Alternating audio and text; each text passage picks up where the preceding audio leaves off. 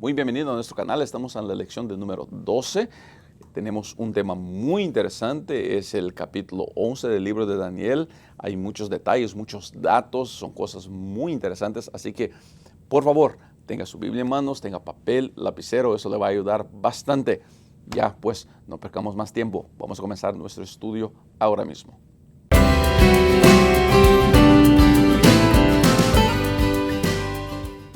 Lección número 12, del norte y el sur a la tierra hermosa. Comenzamos con la lectura del verso para memorizar. Acompañe en pantalla, por favor. También algunos de los sabios caerán para ser depurados y limpiados y emblanquecidos hasta el tiempo determinado, porque aún para esto hay plazo. Daniel 11, verso 35.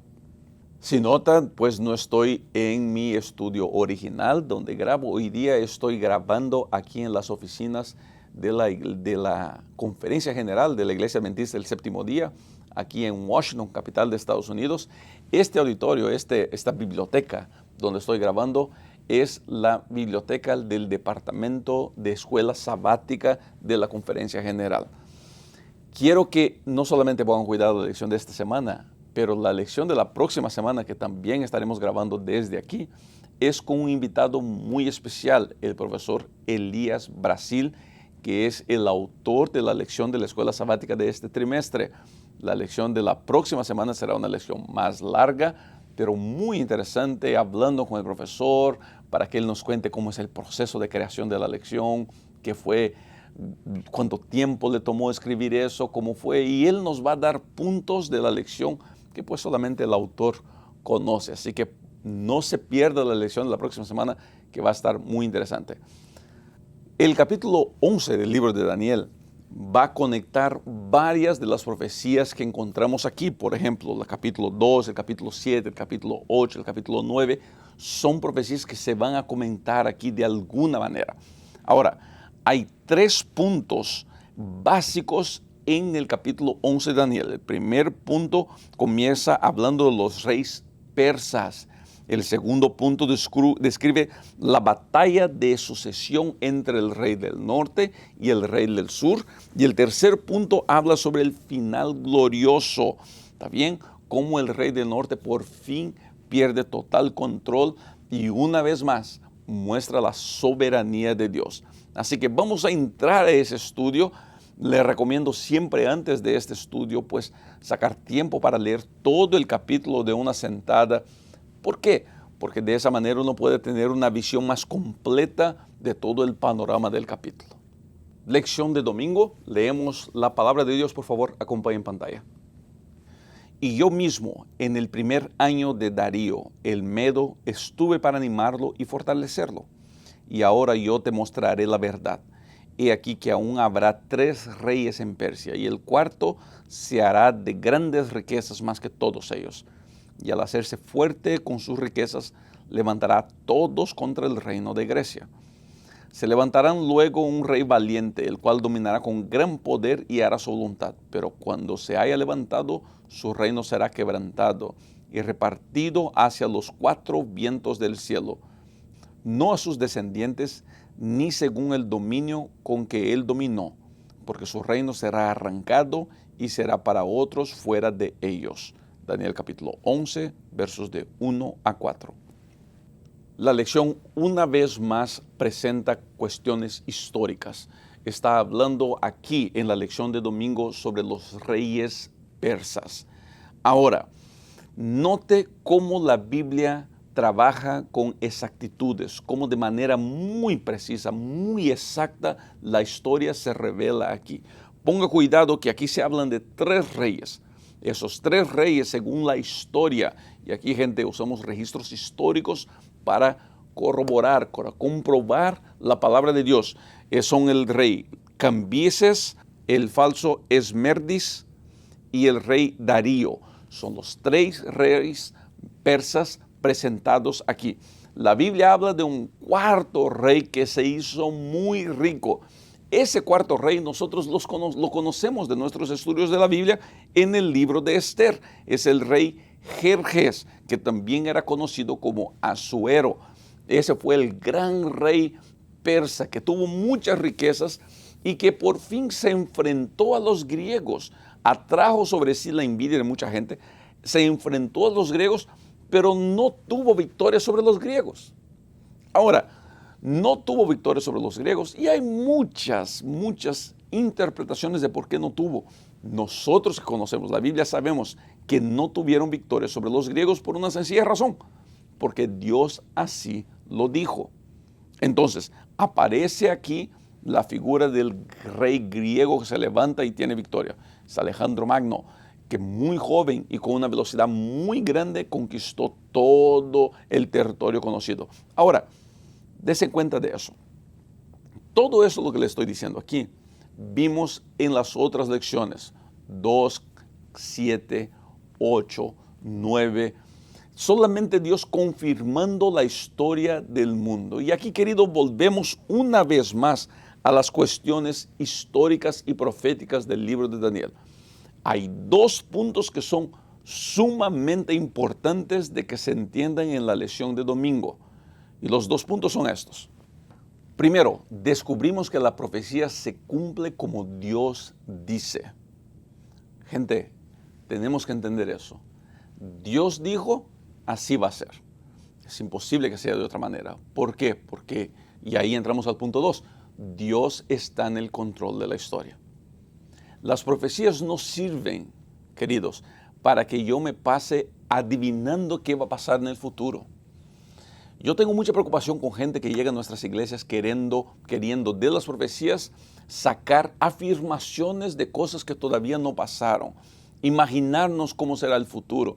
Ahorita mismo que estoy grabando este material estamos en el alerta del coronavirus y tristemente he escuchado de gente llegando a iglesias diciendo que el coronavirus es una de las plagas y ahora llegó el fin y que por eso tenemos que huirnos para los campos. Y, ¿se da cuenta? Tristemente la religión es muy dada a esos fanatismos. Tengamos algunos cuidados, ¿está bien? Y el principal cuidado que tenemos que tener aquí es asegurarnos siempre de que Dios está en el control de las cosas. Dios está en el control de la historia. Es Dios que dice que va y que no va. Todo lo que vimos de estos reyes, lo importante no es saber quién fue el rey, cuál es su nombre, qué fecha gobernó. Aquí en la lección usted va a encontrar toda esa información. Pero por favor entienda, no se preocupe tanto con esa información.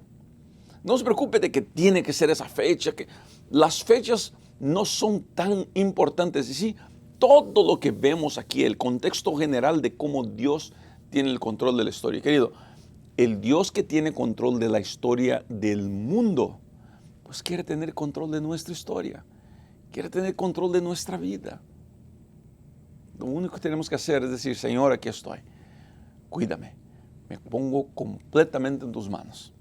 ¿Qué le parece? ¿No sería bueno aceptar esa invitación de Dios hoy día? En la lección del día lunes hay una porción de la Biblia bastante grande y yo no la voy a leer aquí, pero se lo recomiendo una vez más que lea toda esa porción.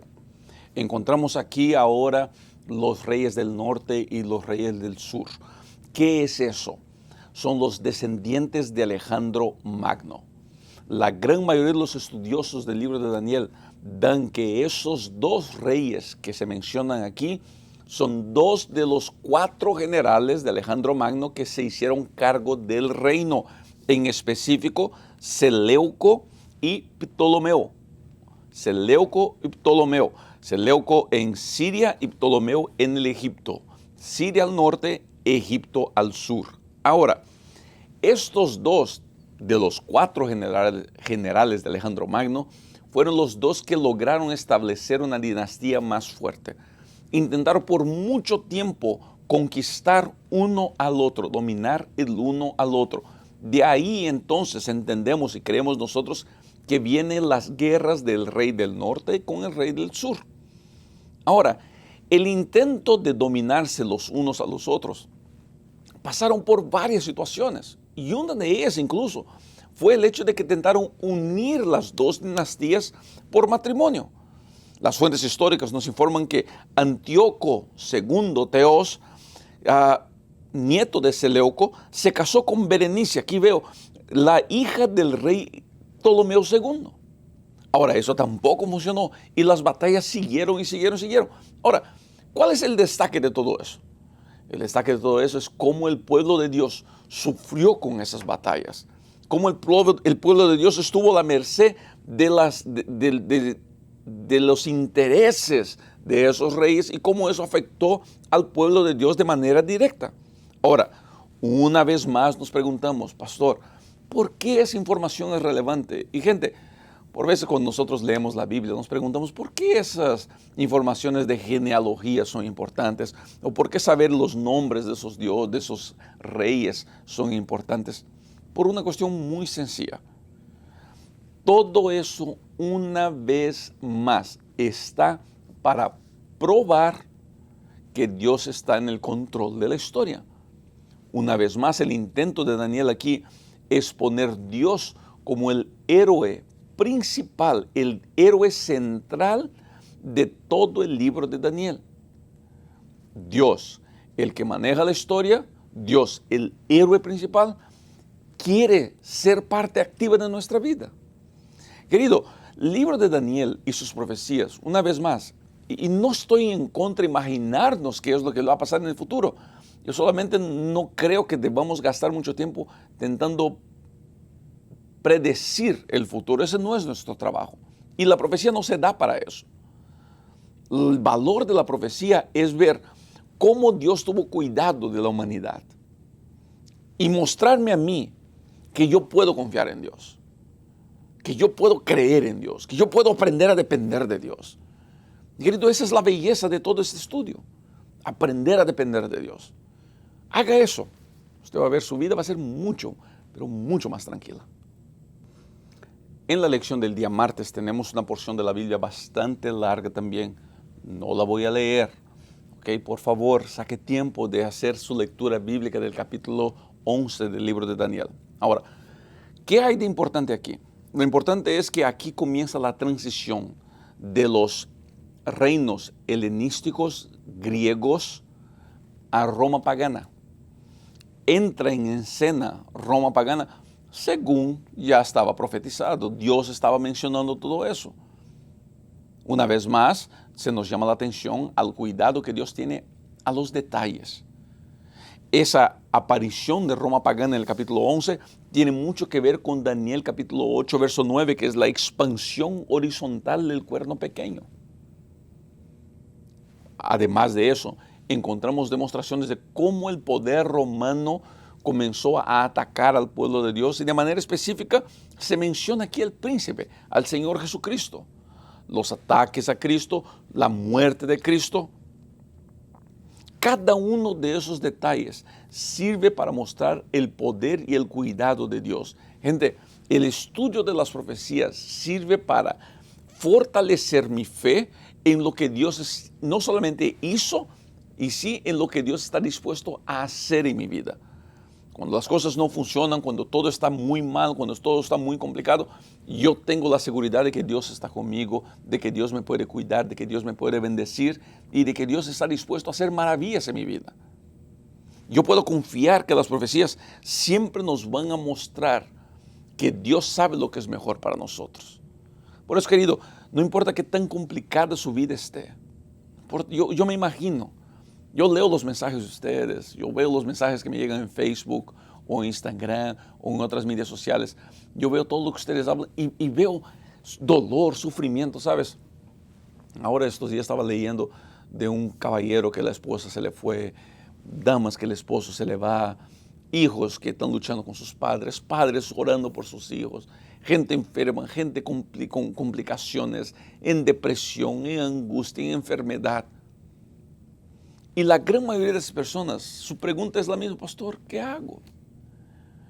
Pues la respuesta es la misma, confía en Dios. Confía en Dios. Dios está contigo. Jamás estarás solo. La belleza de estudiarnos las profecías es que nos damos cuenta una vez más que el Dios que está con nosotros es mucho más poderoso que cualquier de los problemas que yo me esté enfrentando. Así que ánimo. Seguimos adelante, ¿ok? La lección de miércoles también trae una porción de la Biblia bastante grande, no la voy a leer aquí. Esta porción de la Biblia va a hablar sobre el poder romano y ahora su corrupción que tiene que ver con su religión. Tiene que ver con la corrupción pagana de la religión romana. Ahora, es importante identificar eso para identificar el contexto histórico. Nosotros no identificamos el poder pagano corrupto para atacar o para ofender a una religión o a personas de una religión. Nosotros identificamos lo que tenemos que identificar en la Biblia, ese poder corrupto, lo identificamos como una manera de evidenciar el cuidado que Dios tiene por su pueblo. Ahora, pastor, ¿cómo podemos identificar ese poder corrupto pagano? Bueno, la lección presenta 5 maneras por las cuales nosotros podemos identificar. Acompañe en pantalla cada una de ellas. En primer lugar, se enojará contra el pacto santo. Tiene que ver con salvación. En segundo lugar, el rey exhibirá fuerzas que profanarán el santuario y quitarán el sacrificio continuo. Tiene una vez más que ver con adoración. En tercer lugar, como consecuencia del ataque al santuario, ese poder pone la abominación desoladora en el templo de Dios. En cuarto lugar, este poder persigue al pueblo de Dios. Y en quinto lugar, este rey hará su voluntad y se ensoberbecerá y se engrandecerá sobre todo Dios y contra el Dios de dioses hablará maravillas y prosperará hasta que consumada la ira, porque lo determinado se cumplirá, según Daniel 11:36. En la lección de miércoles podemos identificar que ese rey no es solamente una nación, y sí la corrupción de la religión que se revela en la historia como el papado. Nosotros tenemos que entender una vez más, al identificar al papado aquí, que nuestro deber no es ofender al pueblo de la Iglesia Católica, no es ofender a las personas de la fe católica, que son lindas personas y buenas personas. Nuestro deber aquí es identificar una situación histórica que nos ayude a confiar en Dios. Gente, la Biblia y la verdad bíblica no me da autorización de ofender a nadie. Es muy importante que tengamos ese cuidado, que tengamos esta amabilidad.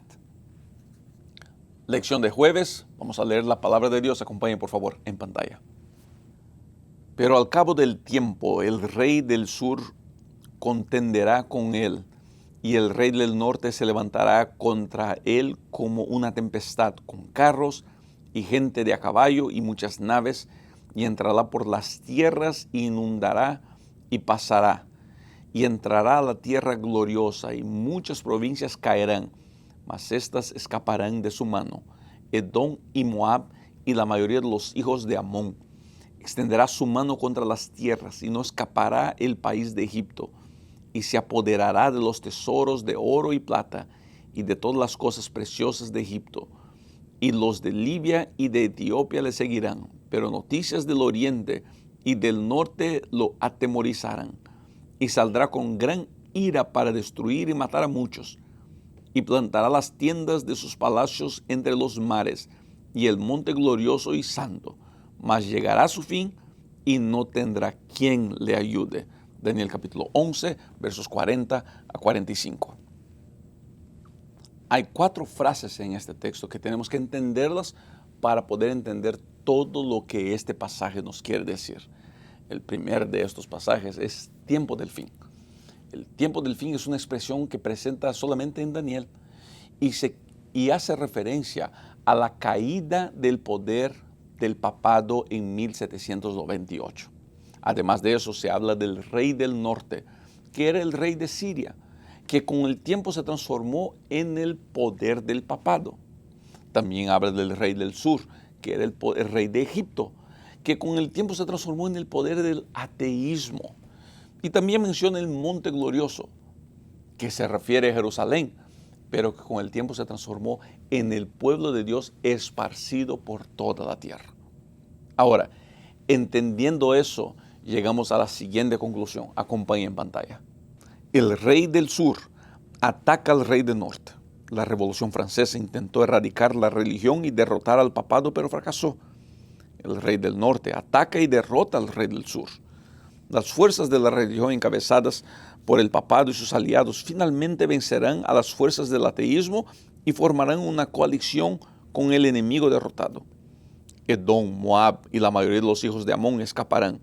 Algunos de los que no se cuentan entre el verdadero pueblo de Dios se unirán al redil en la última hora. El rey del norte se prepara para atacar al Monte Santo, pero llega a su fin. Las fuerzas del mal son destruidas y se establece el reino de Dios. Al estudiarmos esto, queda la pregunta, ¿cómo puedo saber que todo saldrá bien? Y la respuesta es sencilla. Estamos en manos del Dios que controla la historia. Estamos en manos del Dios que cuida cada detalle. Con Dios a mi lado y mirando hacia el pasado y mirando todo lo que Dios hizo, querido, no hay nada que venga sobre mí que yo necesite temer, porque yo sé el Dios en quien confío. Ese es el mensaje de este pasaje y de este capítulo del libro de Daniel. Confía en Dios, todo va a salir bien. Llegamos al final de esta lección y hay una pregunta en la lección de viernes que dice así: ¿cómo podemos ser sensibles a los sentimientos de los demás, pero sin transgredir en lo que la Biblia enseña sobre el poder de Roma en los últimos días? Querido, la verdad sana, la verdad no lastima. Mucha gente dice así: no, pastor, la gente no me quiere mucho porque yo digo la verdad. No que digas la verdad, es que eres grosero, es diferente. La verdad siempre es una bendición. Nosotros podemos compartir la verdad sin ofender a las personas, sin lastimar y sin atacar. Identificar al papado en los escritos de Daniel no me da el derecho de atacar toda la comunidad católica o las personas que creen que esta es la verdad. Mi deber es identificar, aprender para confiar en el Dios que dijo todo eso a miles de años atrás. Esta información no sirve para que yo vaya tocando puertas y lastimando a las personas. Jamás. Aprovecha esta lección para una vez más renovar tus votos de confianza en Dios. Dios te ama, Dios te quiere y quiere hacer maravillas en tu vida. Que Dios te bendiga. Próxima semana es la última lección del trimestre con el profesor Elías Brasil, autor de la lección de la escuela sabática. Estoy seguro que será de gran bendición. Va a ser una sesión bastante más larga, pero le garantizo, valdrá mucho la pena. Nos vemos próxima semana.